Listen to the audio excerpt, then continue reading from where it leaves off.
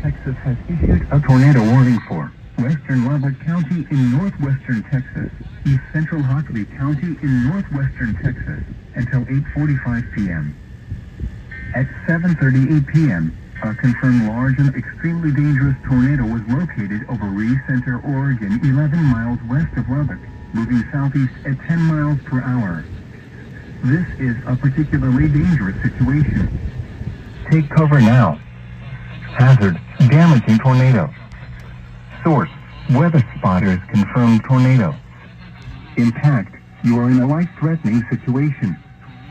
Flying debris may be deadly to those caught without shelter. Mobile homes will be destroyed. Considerable damage to homes, businesses, and vehicles is likely, and complete destruction is possible. The tornado will be near Lubbock and Reese Center around 7:45 p.m.